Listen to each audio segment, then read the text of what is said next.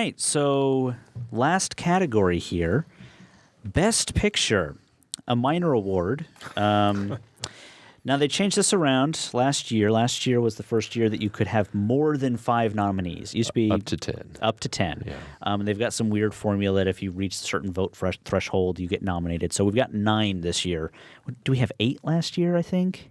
I want to say it was... I thought it was like I thought it was 7. 7? Yeah, and Okay. the year before it was many more than that. I thought. Okay. I thought the rule's been around for a while now, right? We've got a couple of years. 2 or 3 years, something Yeah. like that. I can't remember how long. The films that were nominated: Amour, Argo, Beasts of the Southern Wild, Django Unchained, Les Miserables, Life of Pi, Lincoln, Silver Linings Playbook, and Zero Dark 30. I will say there's not a single film in here that I hate. I did say I didn't like Beasts of the Southern Wild, but I just didn't connect with it. I think it's an excellent, well-made film. Yeah. I think it's a very striking film. It just didn't particularly, I didn't dig into it very much. The oddball out here for me is Django Unchained. I think it's the one that's least like the other films. I think maybe something like, I don't know, Holy Motors could have gone in that slot. But Holy Motors is his Top Gun, I think now. Yeah. Like he's going to just try to mention it as many That's times the as I first try to time mention that Top film has Gun. been compared to Top Gun. yes. Maybe I'm just trying to get Top Gun mentions on an Oscar podcast. Yes. But I have to say this is an exceptionally strong year for movies. This is tough. There's nothing in here that I would be like, oh, that can't possibly win. Every single one of these could win, even though... Les Miserables has no chance. Well, fair enough. But I think... Okay, here's my thing about Les Miserables. I know people hate it because it's not the musical, all right? But I feel like it's unfair to compare it directly to the stage musical because it's a film musical. So compare it to other film musicals, all right? So I understand why people are like annoyed that it's not... that Russell Crowe doesn't have as great a singing voice as, anyone else or a lot of other things. But I think if you compare it to other film musicals of the last 10 years, it comes out pretty well. Well, yeah, you're right about that. But name one good film musical of the last 10 years, like Chicago, maybe. Yeah, It's been such a dearth of them, right? I mean, we had Rock of Ages this year. Go Moulin Rouge. Yeah. I mean, there's been a few, but I mean, it's Yeah. nowhere near a genre like it used to be. Yeah, that's fair enough. Yeah. But anyways, at least for me personally, I wouldn't say there's any here that, and again, I haven't seen more. I've seen all the rest. Even though I've heard that Argo is sort of the front runner, and that seems insane to me. Yeah. It seems insane to me because it is a political thriller in the same year that there is a superior political thriller nominated in the same category. Well, look at it this way. The way I compare like Argo and Zero Dark 30, you have one movie where at the end of the film, all the CIA guys high-five each other, and you have the mission control applause. You have the other one where the CIA person is in tears. So which one is Hollywood going to go for? Yeah. And yeah. It's a political... The best picture is the one that's most swayed by that kind of Hollywood thinking. Yeah. When I saw Argo a few months ago, I said, this is going to win Best Picture, even though Affleck got snubbed. That kind of throws a monkey wrench into it. But I still think it Well, and that's win. been the narrative since then. He got the snub, so we're going to give him the Best Picture, which it seems like Make really a lot of bad sense. logic. Is it the Best Picture? I have like 5 other films that I thought should have been nominated. I would definitely, having not seen Amour, I would say Argo is probably in my bottom 4 here. I would put Zero Dark 30, Life of Pi, Lincoln, Silver Linings Playbook, Les Miserables, and it's probably at the same level as Django Unchained, all above Argo, for me at least. That said, it's a nice movie. It's very capable. It's a very interesting story. So I understand but it seems very much like the film that everyone could agree on. It's just like this is the movie that is least offensive while also being good. And it's pro Hollywood. Celebrate. It gently makes fun of Hollywood but it also celebrates Hollywood too. Yeah. But I mean, the fact that that's the way it's been presented. It's the least objectionable. What does that say about Hollywood's priorities when the Best Picture is the film that's least objectionable? Well, it's the one that nobody can find a reason to vote against. Yeah. Yeah. I will say I read an article that really kind of praised these nominees overall because the fact that you have at least 4 films, that Argo, Zero Dark 30, Lincoln, and Django Unchained, that people are actually talking about and arguing about. Because, I mean, The Artist, I mean, it's a nice film. Hardly anybody saw it and cares or even remembers, or The King's Speech. Yeah. So, I mean, and Zero Dark 30, I mean, is my favorite of these. I know you and others, and I've compared it to Zodiac with this. I love films that are about process and get into the details. And I think once the dust clears, I mean, I think Zero Dark 30 is going to hold up really well. I agree. Out of these films, I think my favorite was Zero Dark 30, followed by Beasts of the Southern Wild really closely. But I don't think Zero Dark 30 has a chance. I think it's down to Lincoln and Argo. Yeah. I'd have to agree with your statement, James, in terms of who I think will win. I guess if I were to pick between Argo and Lincoln, I'd probably go with Argo. Years from now, I'm sure I'll hate myself for saying that.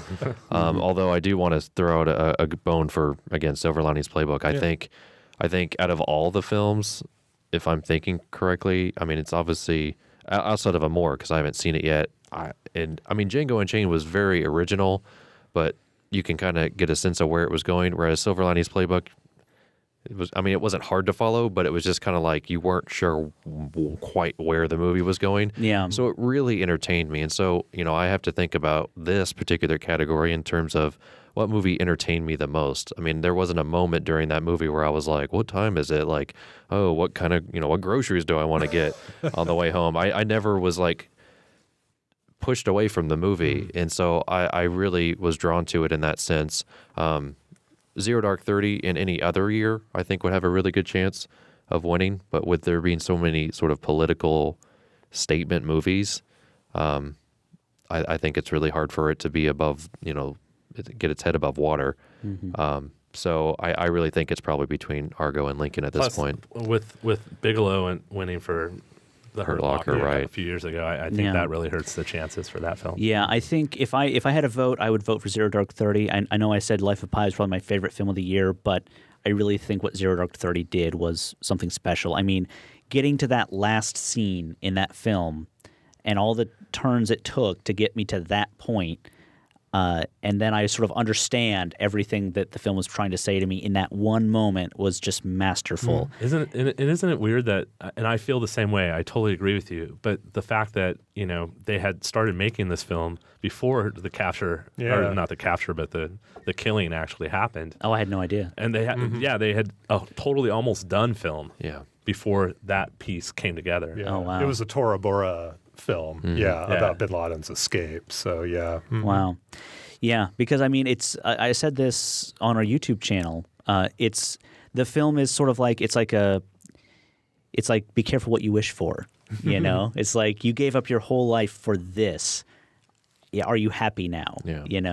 And I think what the other thing the film did really well was that sort of second scene when the one woman, the second agent who halfway through the film is like, she'll give up anything to talk to this one guy and literally forget all the security precautions, forget everything that got them to this point just to talk to this one guy. And we see what happens to that woman. And when you're willing to give up everything, you give up everything. Exactly. Yeah. So that was amazing for me. I think Silver Linings Playbook could be a sort of dark horse in this category. I mean, I don't know what the odds are, but it's another film that was nice. It made you feel good at the end of the film. It also was really well structured. Yeah. It was like the whole subplot with the letter, and he gets the letter back. Yeah. And it's sort of like it's almost like a Hitchcock film. It's like he knows that she knows that he knows that she knows, and then it all gets turned on its head like a scene later. And I thought that was amazingly well structured. I think it's really relatable. Yeah. To a lot of people. I mean, to a wide audience out of all the movies that I'm looking at, I think it's probably the most you could associate with it in some way, or at least sort of be sympathetic to the characters. So, I've never as much as you guys. Sorry. That's fine. But I just think out of all of the films, I think it's just the most creative. I think it just did more than I was expecting. It was a very pleasant surprise. It really just went well above my expectations. And to see it nominated, I'm honestly completely satisfied with that. So if it doesn't win, I'm not going to be, in the corner, like in the fetal position as much as I've been talking about it. But I just want to make sure that people know how good of a film it is. And clearly it other people saw that to nominate it amongst 8 other movies. So 8 other very strong and charged politically movies. Yeah. As far as will win, should win, I mean, everything I've heard says that Argo is going to win Best Picture. I don't think that's a great choice, but that sounds like what's going to happen. That's true. If I had a vote, I would vote for Zero Dark 30, but I could be very easily talked into Silver Linings Playbook. I'm going to say that I think Lincoln will win, and I would have voted for Zero Dark 30. Yeah. Yeah. Should win. Yeah. Zero Dark 30 will win. Argo. Yeah. Probably will win Argo. Should win Silver Linings Playbook. Yeah. I won't go back on that. All right. Any closing thoughts on the Oscars? I mean, we've talked for about 3 hours. What are your thoughts about Mr. McFarlane hosting? It's worth a shot. I mean, they've ever since Billy Crystal ringing the doors. ever since Billy Crystal stopped hosting, they've been like casting about, trying to figure out who should host this. They've never found the right person. They've tried to bring Billy Crystal back, and that was not great. Why not bring Seth MacFarlane? Jason and I will host it. We'll be good. Give us a shot. We'll be next year. I will say anything they put on the teleprompter. Yes, without even thinking about it. I think they should have Amy Poehler and Tina Fey. The James Cameron joke at the Globes alone was just devastatingly funny. Yeah, So, I will say that I did watch the nominations announcements, and it was him and Emma Stone. I thought it was very, his sort of opening. It was like a test monologue. Yeah, he was able to poke fun of himself. I mean, he called himself Donny Osmond, and I thought that was brilliant because he kind of does look like Donny Osmond and sound like him a little bit too. But it was just kind of like this test run, and I don't know if that was, just him, or if it was the writing team that will be at the Oscars. I mean, he's clearly proven that he has a very interesting sense of humor. He's been hosting the Comedy Central roast, for the last couple of years. And I mean, his humor can go sort of crazy one way, and it can be very sort of tame and very funny in another way. I mean, it wasn't like Ted was this like outrageous like Family Guy based thing. I mean, it kind of pulled itself towards the middle a little bit, and I think a lot of people saw that. I think a lot of people were pleasantly surprised by it. And then again, I saw sort of the nomination announcements, and I thought, I'd watch this. I'd watch this for a couple hours and see what he does. I mean, because I know he's very good on his feet, like you said, the roast thing. I mean, he's just playing off of what other people are saying. He's clearly going to go off of what things are going to be happening at the Oscars, what things are going to be winning. I think he's a very smart guy that I don't think a lot of people in the general public realize that. I mean, I think he knows exactly what he's doing with what he's got. And so I would be very surprised to see him not do well. And I hope he does well, because we do kind of need a guy that can kind of carry a number of years in a row, just because it seems like in the last couple of years it's been a little iffy. And I know that what happened last year was just a comedy of errors. Basically, it was just say this and do that, and neither one of those people were being able to be original. Eddie Murphy supposed to host it, and then he dropped out, and then they were just like threw it to Billy Crystal at the last minute or something. Well, there was controversy because Brett Ratner was supposed to produce, and he made some really bad comments. So Murphy dropped out with him. Yeah.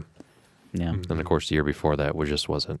Abomination. I personally kind of liked Anne Hathaway and James Franco just because it was such a weird idea. Well, and again, that was just another sort of force-fed, like not letting them sort of cater to their audience. You know, it was just like, here, use these old stale jokes, but you're young, so it'll be funny. And it was like, Plus, someone gave James Franco something to smoke or something before it. He was not all there. Yeah. So. All right. Well, I think we'll call it we'll wrap it up.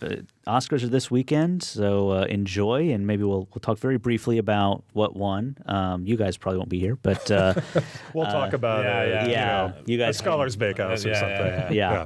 You guys will have your own podcast in some other place. We just call each other on the phone. Good tech. Yeah. Yeah.